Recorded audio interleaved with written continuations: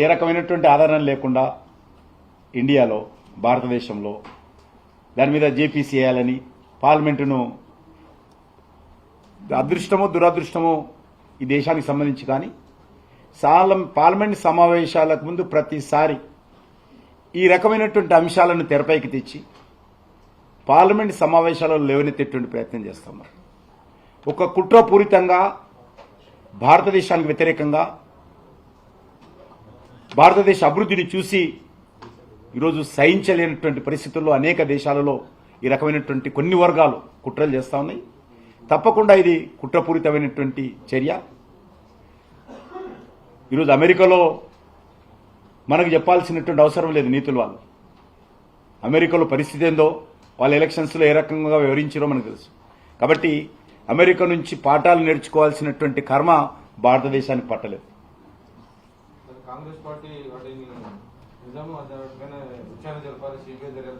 ఇది ఏ ఆధారంగా చేయాలండి? ఏ ఆధారంగా సిబిఐ దర్యాప్తు చేయాలి? పెట్టుమని పిటిషన్స్ పెట్టుమని ఆధారాలతో సహా సిబిఐకి డైరెక్ట్గా రాహుల్ గాంధీ పిటిషన్స్ ఇవ్వమని చెప్పండి. ఆధారాలు ఉంటే తప్పకుండా చేస్తారు. కాంగ్రెస్ పాలిత రాష్ట్రాలు నాన్ బీజేపీ రాష్ట్రాలే నేను ఒప్పుకుంటాను. అది కూడా సాక్ష్యాలు ఉండాలి కదా. దర్యాప్తు చేయాలంటే పెట్టాలా?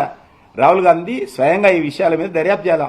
మా కాంగ్రెస్ పార్టీ ప్రభుత్వం ఉన్నటువంటి ఇక్కడ జరిగింది, తమిళనాడు మా ఇండియా ఫ్రంట్లో ఉన్నటువంటి ప్రభుత్వం ఇక్కడ జరిగింది చెప్పి దర్యాప్తు పెట్టమనండి. ఆయన పెట్టకుండా పార్లమెంట్ని అడ్డుకుంటే ఏమొస్తుంది? పార్లమెంట్లో చర్చించడం సిద్ధంగా ఉన్నాం. క్వశ్చన్ అవర్ తర్వాత చర్చించడం సిద్ధంగా ఉన్నది భారతీయ జనతా పార్టీ.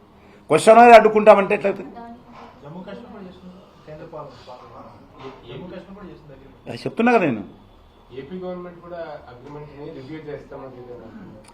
నేను ఏదైనా ఉంటే సాక్ష్యాలుంటే పెట్టి సిబిఐ దర్యాప్తు చేయించుకుంటే తప్పులేదు. అంతే తప్ప అమెరికాలో ఎవడో చెప్పాడు కాబట్టి, అమెరికాలో ఎవడో దరఖాస్తు పెట్టాడు కాబట్టి, ఇక్కడ మేము అమెరికాలో జరిగిన సంఘటనకు హైదరాబాద్ తెలంగాణ మన ఢిల్లీ పార్లమెంటులో ఈరోజు మేము ప్రకంపనలు సృష్టిస్తాము, సమావేశాలు అడ్డుకుంటామంటే ఏమాత్రం న్యాయం కాదు. ఈరోజు ప్రతి పార్లమెంట్ సమావేశాలకు ముందే ఈ రకమైనటువంటి సంఘటనలు ఈ దేశాల్లో జరుగుతూ ఉన్నాయి. ప్రతి పార్లమెంట్ సమావేశాలకు ముందు మామూలు టైంలో జరగవు. సరిగ్గా పార్లమెంట్కు 1 వీక్ ముందు ఈ రకమైనటువంటి అంశం లేవనెత్తుంది. వరుసగా ఎవరు చేస్తున్నారనేది తేలాలి. అది చూస్తున్నాం, రాస్తున్నారు. అంతకుముందు పోయింది. అది అంతకుముందు ఒకటి ఆదాని మీద పెట్టారు. ఇప్పుడు ఒకటి మాట్లాడతలేడు. అది ఇడంబర్గో ఆడు పోయిండాడు. ఇప్పుడు కొత్తది వచ్చింది. ఎవడు వాడు నా దేశంలో జరిగినటువంటి సంఘటనల విషయంలో ఇతర దేశాల్లో ఏ రకమైనటువంటి వారెంట్స్ తీస్తారు? వాళ్ళకి సంబంధం ఏంది? నా దేశం మీద ఈ రకమైనటువంటి అవినీతి ఆరోపణలు ఏంటి? వాళ్ళ ఎలక్షన్స్లో ఎన్ని వేల కోట్లు ఖర్చు పెడుతున్నారు వాళ్ళు అమెరికాలో.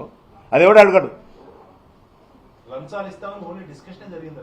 ఏదైనా సరే తప్పు జరిగితే తప్పకుండా యాక్షన్ తీసుకోవాలి. ఆధారం చూపిస్తే చర్య తీసుకోవాలి. భారత ప్రభుత్వం ఎక్కడ అవినీతి జరిగినా తప్పకుండా మేము చర్యలు తీసుకోవాలని సిద్ధంగా ఉన్నాం. ఆధారాలు ఉంటాయి.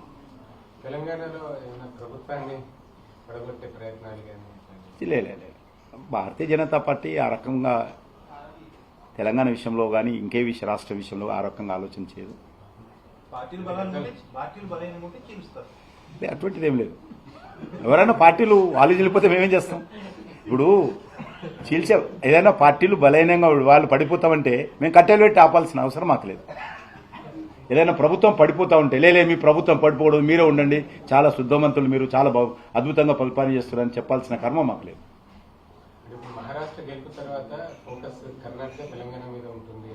డెఫినెట్ గా భారతీయ జనతా పార్టీ ఆ రకమైనటువంటి ఆలోచన చేయడం లేదు. మేము ఎక్కడ కూడా తెలంగాణలో కానీ కర్ణాటకలో కానీ మేము ఏ రకమైనటువంటి ఆలోచన లేదు. ఈరోజు మా ప్రధానమంత్రి గారు కూడా స్పష్టంగా మీరు ప్రజా సమస్యల మీద మాట్లాడండి, కేంద్ర ప్రభుత్వ పథకాలు అమలు చేయండి, మరింతగా కింది స్థాయికి వెళ్ళి నిర్మాణాత్మకంగా పనిచేయండి అని చెప్పారు. కాబట్టి ఆ దిశలోనే మేము ముందుకెళ్తాం. ఇప్పుడు అవుతున్నాయి కదా సంస్థాగత. ఇప్పుడు పోలింగ్ బూత్ కమిటీలు అవుతున్నాయి.